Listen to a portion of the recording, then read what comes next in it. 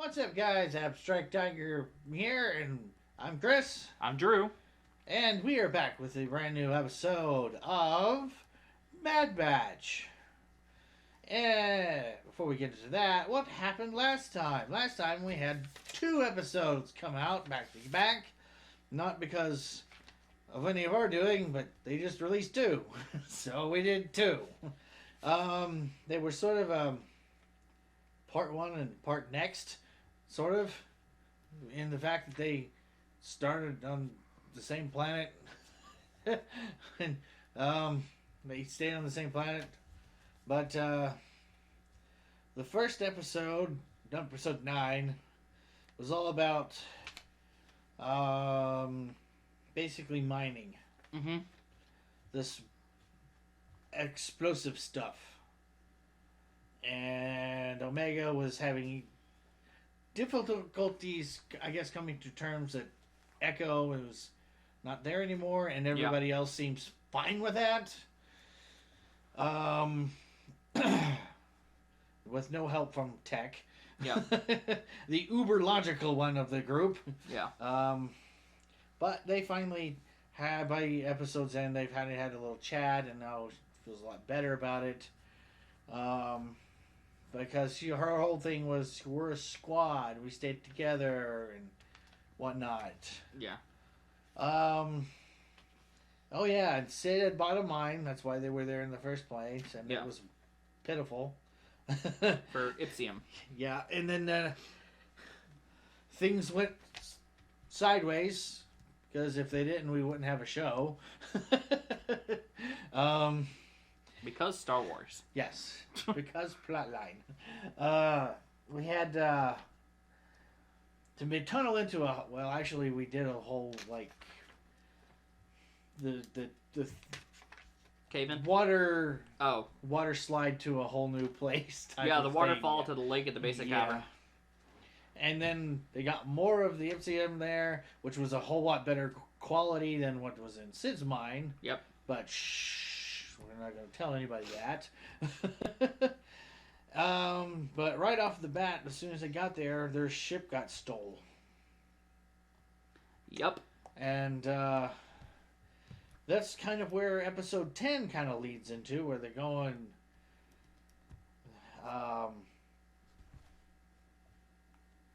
try to find the ship. But they use Gonki. Yeah, they can track their Gonk droid that's on the ship because the transponder on the ship had been turned off. Yeah. And it was pretty much, like the thing, mining town or whatever. Yep. It was controlled by the guy who takes all the money and barely gives anybody scraps. Yeah. And Wrecker, 90% of his dialogue was just growling. But I noted that. And a great clothesline. There was... Yeah. Took off running. Poof. Bam. Yeah. It reminded me of K2SO in Oh, Rogue absolutely. One. Except... they were not here to rescue. No. Please do not struggle. You are being rescued. Yes. I believe was the line. And then we had some miners took over the place after Mako was basically, he fell into the smelting pot. He fell into it, and was it? Yeah, it was. Is smelting the right? Because it's not gold. I don't know. I mean, you could smelt almost anything. Yeah. Okay. Kiln. Forge. Yeah, I don't know. Sure. Very hot place where, Very similar to where Anakin lost his second lightsaber in Attack of the Clones. Kinda, but this was not an automated droid factory. This was run by kids. Yeah. Yep. And a couple of cool names in the voice cast. Yeah, we had Yuri Lowenthal. Mm-hmm. That's the only one that I really reckon. Oh yeah, and Tom Kenny. Yeah. But he's been in several episodes. Or D. Bradley Baker. D. Bradley. Yes. He's in every episode. Exactly. But, yeah, that's where we did, and then they got their shit back and left. Hooray. Yep. All right. See, I put smelting pit, so I didn't know exactly what that was. But this week, not sure what's going on. Crosshair? Because maybe? Spoilers. I don't know. Oops. So the only way like I always say, the way you only know to find out is not talk that way. Let's try to put words in the right order. Kevin Head. That's when you have your own subtitles at the bottom, translating you. It'll just be like question mark, question mark, question mark, question mark. Speaking gibberish. Translation. Let's try that sentence again.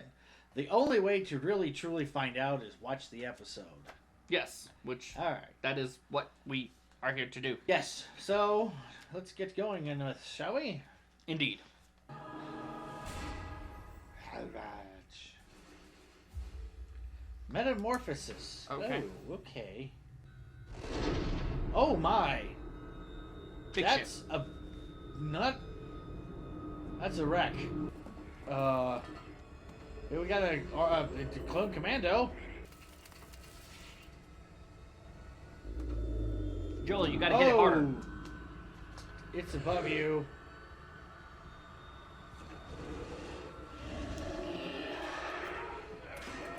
Okay.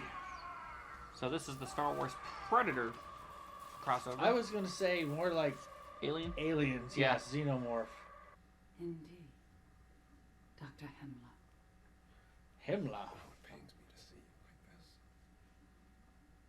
Why does someone so talented prefer to rot in a cell instead of using their gifts to better the galaxy? I am not especially motivated to continue my work after the Empire destroyed my civilization. You're fine now, aren't you? And you got your ship back. So she didn't even leave. Nope. Okay. Because I got a tip on a downed ship, which means cargo right for the taking. Oh, I great. can give you 30% of the cut. That is our standard percentage. All right. This one time. 31. Let's say 35%. 35. Okay, 40. Now we're okay. Fine. 50% as a token of my goodwill that you seem to have forgotten. How hard could scavenging cargo be? Well, if you remember the first of the season, pretty hard. Because I'm imagining Hunter, like Arnold Schwarzenegger in the original. Throw all the weapons down, cover himself in mud. Crosshair, you son of a... Sorry. The handshake heard around the world. The Empire got you pushing too many pencils. Check it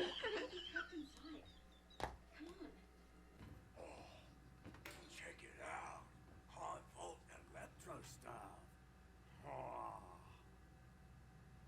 Something unfortunate happened here. Whatever did this wasn't human. Nope. I will get the power restored and check data logs on the bridge. I'm having flashbacks to that creature that would absorb the battery cells. Yeah, I don't think it's that though. No, but that's what this episode reminds me of. Oh, that looks like a holding cell of some sort. Mm-hmm. Why is it so cold in here? It's some kind of lab.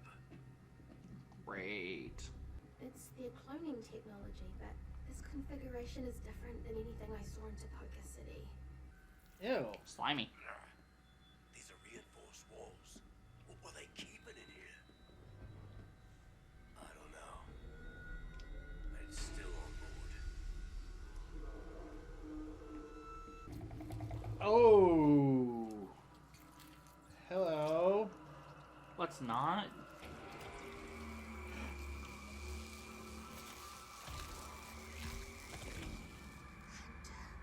What is that?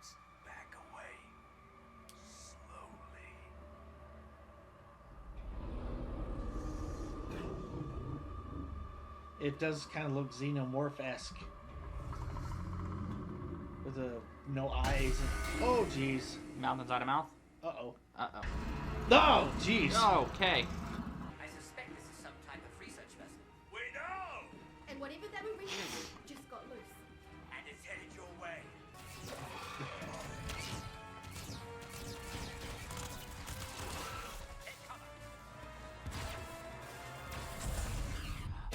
Now it's out in the open. Yup. That just made things worse. Mm-hmm. We have to neutralize it before it hurts anyone. How? Our blasters are useless on it. Given the fact that the crew was most likely eaten by the creature, I doubt it is currently hungry. It ain't the crew. Okay. Access the lab files.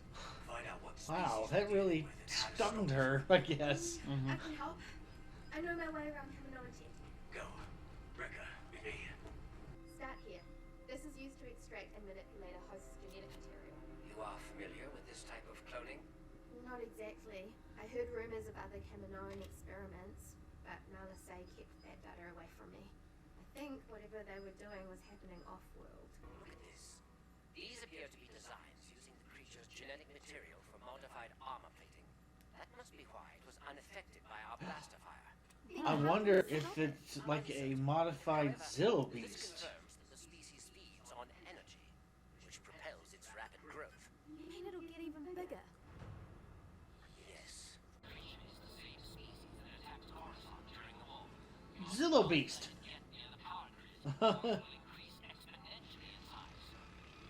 Haha. Yes, it is. Too late. Oh my goodness. So Palpatine actually went and did it. Oh, that's Here comes the Empire.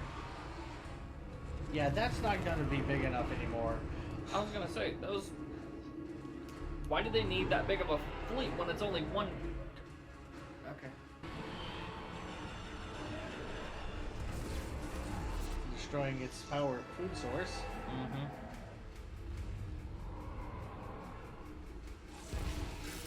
Oh!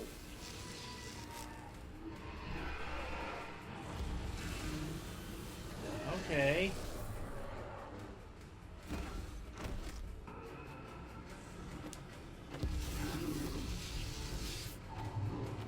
What exactly are they doing to it? Is that like a I don't stun know. weapon?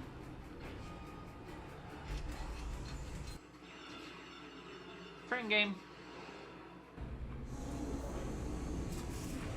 They're not killing it. They're taking it. Let's not be next. Yeah, time to leave.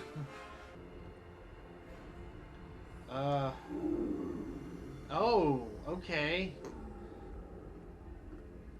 Putting it in some sort of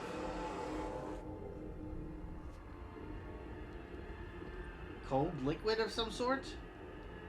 Yeah, I was gonna say hyperbaric stasis. Yeah. Probably. Well, they were prepared for it to be that big. Good grief. Did you see the tube? Yeah. The crashed vessel was part of an Imperial cloning operation. The Empire cloned the Zilla beast. Yes and no. The directive came straight from the Supreme Chancellor before he became Emperor. Yep. What's he want with it? The creature's genetic material has the potential to be weaponized in the hands of the right scientists. Where are they taking the creature? Unknown. The ship did not have a destination logged. Hunter, there is far more to this than we realized. From what I have gathered, I suspect the Empire did not destroy the cities on Camino to end cloning. They merely wanted to control it. Yeah. Send the data to Echo and Rex. See what they can find out. Doctor, the creature has been recovered and is now safely secured below. Good. And our other guest? The shuttle is arriving now. Hey, well, yeah, he's Definitely alive. very much alive. Prime Minister. Apologies, former Prime Minister. Why have I been brought here? The cooperation of your chief scientist has not been forthcoming. It must be frustrating to have your resources but lack the expertise to achieve your goals. If you know a way to persuade the scientist, now would be the time to mention it. Indeed. In exchange for my freedom. I'm listening. There is a particular clone you must locate. Oh A boy. young girl. She is the key to controlling Nalase. How very interesting. Wonderful. Yeah. Interesting. Well, that seemed very, very short. So yeah, let's see who's the guy voiced Dr. Hemla. Once we get to that point, Jimmy Simpson, Dr. Royce Hemlock. Hemlock. Okay. Okay. I didn't know they would go that on the nose with it. I don't know who Jimmy Simpson is. I don't know. Not familiar. Interesting. But they did get, anyways. That was, an interesting episode. Indeed it was. I have a feeling now this is what the storyline is going to be like for the rest of the season. You're going to be trying to figure out what this other cloning project was that was off-world from Camino. Yeah, and now people know who Omega is. Yes, well, yes. So to a certain degree, yes. Not knowing for sure that she's with the Bad Batch, but knowing that she's out there. Yes, somewhere. But they could, I don't know. Depending on, I don't know who they talk to. She could be confirmed dead on Camino along with the Bad Batch still. I don't know. But yeah, this was actually kind of a bit of a surprise. I did not foresee this coming back. I'm glad it's back, but the Zillo Beast? The Zillo Beast, yes. Yeah. They, you know, and they mentioned it in the episode. You know, they're back before Palpatine became the Emperor. It was when he was Supreme Chancellor, he commissioned it. Because they brought the Zillo Beast from, I think it was Malastare, the home of the people that look like Sebulba, the Dugs. Oh, okay. And yeah, they caught it. It got loose, and yeah, they ended up having to kill the thing. Oh no! But apparently, the genetic material was still viable enough that they could just start cloning projects with it. Gotcha. So yeah, it was kind of one of those. Yeah, if we don't see it, fine. If we do see it, that's cool. It's an interesting tie back to the Clone Wars. Yeah. Yeah, and I remember in that episode, I don't know if you remember the episode, but okay. It was in like season 3 or 4, one of the earlier seasons. Okay. I know the hide of the Zillo Beast at that point, its armor, I should say, was even resistant to lightsabers. Oh, wow. Yeah. Okay. So it was like a natural thing that could strong enough to resist it. So, on par with or more durable than Beskar? I don't know. Okay. There was, I don't know if anybody, I'm sure somebody out there has done a comparison, but I know it's something that is being organic, can be renewable. Okay. Unlike Beskar, where once it's all mined, it's gone. Right. Granted, I know there's a lot on Mandalore, but still, getting to it's a lot of different. But if you can like take something, clone it, yeah, and whatnot, it's an alternative to say like Durasteel. Right. Yeah. Having to spend a lot on like foundries and stuff like that, or Beskar. That sort of thing. Yeah. Man, okay. But, so the Death Troopers armor that we see in Mando Season 2. I don't know what that is. I don't know if it's Beskar. I think there is probably going to be Beskar because that is post destruction of Mandalore, and a lot of the Beskar was pilfered by the Empire.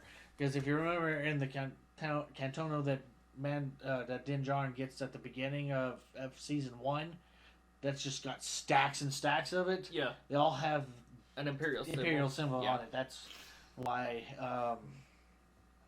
it's like that, because they, well, like I said, they pilfered it from Mandalore. Yeah. Okay, see, I wasn't sure how that would work because the lightsaber cut through it like butter instead of bouncing off like the Darksaber did with Mando's armor. So I wasn't sure. Because when Din was fighting Ahsoka, he was deflecting the lightsaber blades with his forearm. Right. And then when he was fighting Gideon with the Darksaber, it was a combination of his arms and the spear. Yes. So, but yet have the spear Luke's lightsaber cut through him like butter. Well, yeah, the Dark Troopers, yes, not Din Djarin's armor. No, that's what I'm saying. Right. The density of the Beskar. Yeah. So if their armor was Beskar, why does the lightsaber work, but the Darksaber doesn't? Does that make sense? I don't think he used it. He didn't have it. Who? Din. He didn't have the Darksaber when he fought the Dark Troopers. No, that's not what I'm saying. Moff Gideon fighting Din. Right. Beskar versus Darksaber. Right. Compared to Luke versus the Death Troopers. We don't know if that is Beskar, like if we're it's assuming. Not, I don't know. That's what I was saying. If it was Beskar, why did one work and not the other? I don't know if it was actually. It may not be. That was going to be my main point as to why it possibly wasn't Beskar. So that was it my may question. Not have been. Okay. Yeah, that was literally just my one question. Okay. Because I didn't know if it was a person who's not worthy wielding the Darksaber versus a trained Jedi wielding a true lightsaber. No, I think even in with somebody who's been trained and stuff like that, the Beskar does resist. It's strong. It's durable enough to resist the lightsaber. It's just a property of the metal itself. Excuse me. Next question I have: is it just slashes and strikes, or will it actually do thrusts as well? I think it does. I think it'll do thrusts as well. Okay. It's just the person inside the armor may feel it a little bit more than this, like if it was a slashing, Okay, I got you. Kinetic energy, the transfer of that, kinetic energy would still be there. It's just it wouldn't probably scorch it a little bit, but it probably wouldn't, penetrate it. See, I don't know if it would actually do like the. And I understand the Star Wars universe, so our physics don't really apply. Right. But the law of thermodynamics, kind of like how, going back to Phantom Menace, Qui-Gon and Obi-Wan just thrusting into the door, and then the lock melts off. Right. That's I was thinking like that, like actually similar to how Aldrich Killian uses his hand to force Rhodey out of the suit by superheating it. Yeah. Does that make sense? Kind of, but that was a safety feature of his suit that did that. Well, it wasn't like I was talking about if say Din, whenever the showdown happens with him and Bo-Katan with the Darksaber or whatever it is, if she was to do a full thrust, would the Beskar superheat to the point that it could cause him physical harm? If it could just maybe sit there, perhaps, but I don't think he's just going to stand there and let it happen. Okay. He's a moving person as opposed to a door. No. I'm trying to figure out at what point the Beskar is more durable to a lightsaber compared to not. Because another thing that I have a question about, if we're talking about that, we're not supposed to be. Well, this genetic material has me very fascinated about the density and durability in the Star Wars universe. Because Jango Fett's armor is pure Beskar because that's Boba Fett's armor. Yeah. How was Mace Windu able to decapitate him? Between the grooves. Between, like, it's so right here where that collar he wears. Right. Okay. That's the thing. Because I was like, we never saw him actually take lightsaber hits. We saw him take blaster hits, but no lightsaber hits. And that's the only person that just went whoosh. Right, and I think, with Mace's skill level, he could easily see where he needed to cut, between the, like, that's always a drawback with, like, plate armor, regardless of what material it's made of. You're always going to have the joints and, where the things meet, there's always going to be cracks there. See, I don't know if it was like a special durable Beskar chainmail is their collar. Kind of like what Din gives Grogu, the little blouse shirt thing. Yeah. The chainmail made of Beskar. I think that's more for protecting his, like, core. Right, but I was thinking wear that as like the neck piece to prevent decapitation. Maybe, but I don't know. Does that make sense? Yeah, but I don't know. I think I'm overthinking this. Yeah. Ignore me. Yeah, trying it's to been a day. Take our real stuff and how things should work and. Well, that's But I mean, this is introducing, because I haven't seen the Zillo Beast episode. This is introducing a whole new material. Yeah. Into the zeitgeist of my brain of the Star Wars universe, similar to how Uru metal is comparable to adamantium and vibranium in the Marvel universe. You know what I mean? Because that's what Mjolnir is made of Uru. Okay. Forged in the heart of the dying star, so it can withstand the force of adamantium claws and stuff like that. So that's like the different durabilities and densities, comparing them, I guess, in my brain. I don't know. Like I said, I don't know. I haven't seen anybody done any like comparison side by side between this organic armor plating and like Durasteel or Beskar or anything like that. I'm sure somebody has somewhere out there in the universe, but I haven't seen anything. So this is introducing the idea that this organic material can be used and weaponized. Yes. But we have not seen that as of yet, because this is the first time that it's been brought up as a theory, other than Palpatine. Well, it's not been...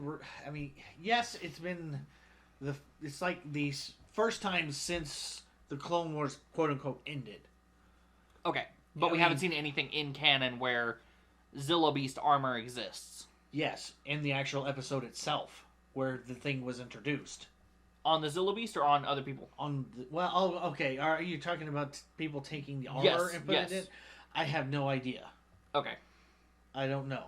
Because, they didn't delve into that. All I know is whenever they took the original Zillo Beast, they was going to do the research and stuff like that on Coruscant, which was a bad idea because the entire planet is a city, lots of populated. Yeah, it's stupid, but show gotta have conflict and plot somewhere. Yeah.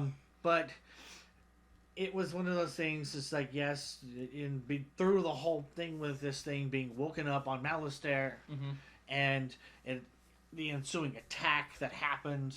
Right. Palpatine orders the thing to be caught and brought to a research facility on Coruscant. Okay. To be studied, and it was on Malastare whenever, it was Anakin, I think Mace Windu, and obviously Ahsoka, because was there. Yeah. And, Anakin tries to cut it with his saber, and he's like, okay. And obviously that tidbit of information reached Palpatine's ear, and oh, okay, I can turn this into a weapon. It'd be great if it was alive, and yes, it was alive for a while, but obviously with the cloning technology and stuff like that was available, he was able to recreate it. Yeah, he was able to recreate it, but now, like it was said here, I think who was it? It was Hunter that said they didn't want to get rid of the cloning. They wanted to control it. That was Tech. That was Tech. Okay. That was Tech that said that. Okay.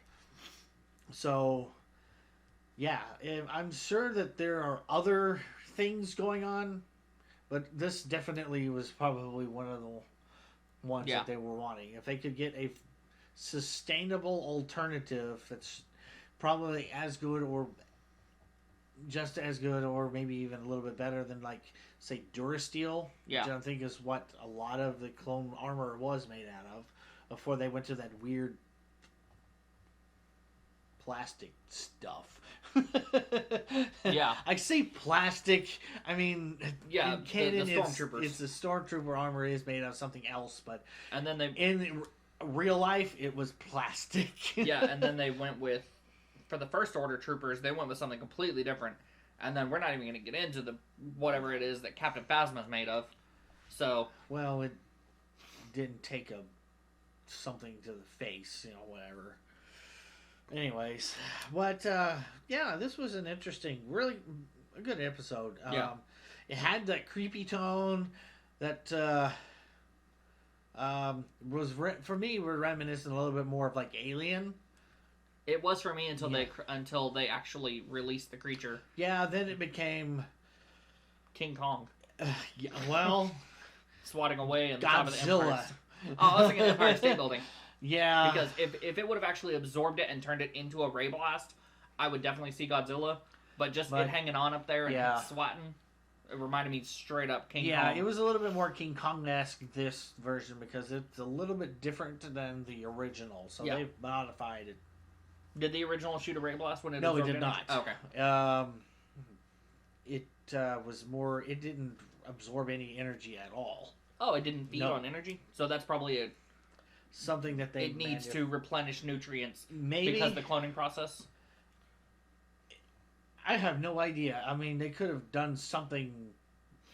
or just make it like a tank where it attacks the feeding source or the energy source of the enemy, and then I don't know what I mean. I don't think they intended it to escape. No. I was talking about I mean, this is like the prototype for a Zilla Beast army that was being created. Yes, they're going to make armor and all this stuff out of it, but imagine having a tank that's the size of a bear, right? Go in, attack all the power stations, grow to the size of a building, and then wipe out the entire base. Yeah. And then the stormtroopers just walk in behind them and clean up the remainder. Yeah, I mean that is a possibility. Though I don't know, it could just be that the initial stage that the creature was at when we first saw it there on the ship, could have been some sort of like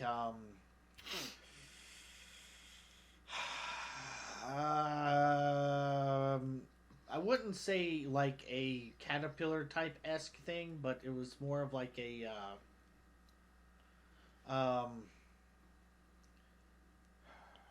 larval stage of some sort, I guess you could say. But it had to feed on... That would explain the metamorphosis. Yeah. Title. Yeah, but obviously they mixed something else in there, or some things else in there. I don't know, but yeah. It poses a lot of questions. Indeed. What's going on? Why are they doing this? I mean, obviously we know why they're doing it, but our crew does not know. Yeah, those are questions for next week. Yes, or in the following subsequently weeks, whatever. Well, we only have, what, 5 left? Something 12, like that, 13, 14, 15, 16. Yeah. Yeah, so, yeah. Overall, it was a pretty good episode. Yeah. And, yeah. So, I am kind of curious in what sort of information they're going to give Sid. Yeah. I mean, although Hunter did make that comment, if, what happens if we don't come back? Who are you kidding? I'm the only one protecting you. Yeah. I did want to say there's one thing about this episode that I really liked, and it happened close to the end. they're still preserving Omega's innocence. It ate the crew? Yeah. Yeah. She After got everything that very happened with shocked Echo about and all that kind of yeah. stuff, they it seemed like they were trying to make her grow up too fast to be a part of the crew. Maybe. And this one we got to actually see her innocence a little bit. Yeah.